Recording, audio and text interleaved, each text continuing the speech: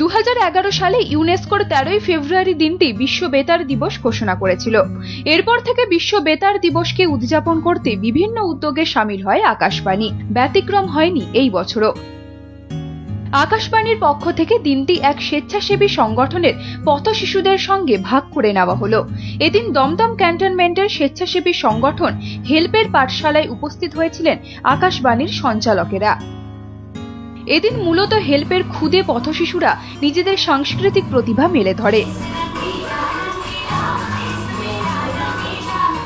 2013 সালে 3 জন পথশিশুকে নিয়ে পথ চলা শুরু হয়েছিল হেল্পের। সেই সংখ্যা বর্তমানে দাঁড়িয়েছে 340-এ। শুধুমাত্র কলকাতা বা শহরতলিতে নয়, হেল্পের 5টি পাঠশালা রয়েছে দক্ষিণ 24 পরগনার সুন্দরবনেও। এদিন সংগঠনের বিষয়ে মূল উদ্যোক্তা পথিকৃৎ সাহা জানান, এলাকার যেসব দুস্থ শিশুরা রয়েছে যারা পড়াশোনা করতে আগ্রহী কিন্তু শিখতে পারছে না, তাদের দিকে সাহায্যের হাত বাড়িয়ে দেওয়াই তাদের মূল উদ্দেশ্য। হেল্পের কিন্তু মূল উদ্দেশ্যটাই হচ্ছে শিক্ষা। আমরা যে 2013 সালে যখন আমরা কাজটা শুরু করেছিলাম, 2013 সালের ডিসেম্বর মাসে যখন আমরা কাজটা শুরু করেছিলাম, তখন এডুকেশন দিয়েই আমাদের স্টার্ট হয়েছিল এবং আমাদের এই মূল উদ্দেশ্যটাই হচ্ছে শিক্ষার অগ্রগতি। তো সেখান থেকে প্ল্যাটফর্মে বসিয়ে পড়ানো শুরু হলো 2015 সাল থেকে।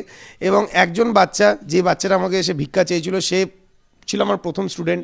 সে তার বন্ধুদের নিয়ে আসলো 1 থেকে 3, 3 থেকে 4, 5, 10, 15, 17 অবধি ক্যান্টনমেন্টের প্ল্যাটফর্মে ছিল।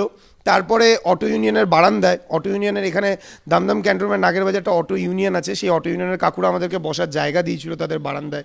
সেখানে আমরা চলে আসি, তার কারণ স্টেশনে ভিড় হচ্ছিল, নামার সময় প্যাসেঞ্জার নামতে খুব অসুবিধা হতো। এবং বর্তমানে 340 জন বাচ্চা আমাদের সুন্দরবনে 2টি ব্লকে আমাদের কাজ হয়। তার ভিতরে আমাদের 5টি ইউনিট আছে, ডোঙাজোড়া, পাকুড়তলি, কেল্লা, কৈলাসনগর, দেউলবাড়ি এবং ক্যান্টনমেন্ট, সব মিলিয়ে 340 জন বাচ্চা আমাদের। এবং শুধু পড়াশুনোই নয়, পড়াশোনার সাথে সাথে নাচ, গান, আবৃত্তি, দাবা, কম্পিউটার, ক্যারাটে প্রভৃতিও শেখানো হয়। তিনি আরো জানান, প্রতিদিন বিকেলে 30 জন ছাত্রছাত্রী আসে এই পাঠশালায়। তবে এখানে যে শুধুমাত্র পড়াশোনা শেখানো হয় এমনটা নয়, পড়াশোনার পাশাপাশি শিশুদের শেখানো হয় কবিতা, আবৃত্তি, সঙ্গীত, নৃত্য, ক্যারাটে, দাবার মতো প্রতিভার অন্বেষণের বিষয়ে। ক্যামেরায় চন্দন দেবনাথের সঙ্গে সুজন সমাদ্দারের রিপোর্ট, ওয়ান নিউজ বাংলা।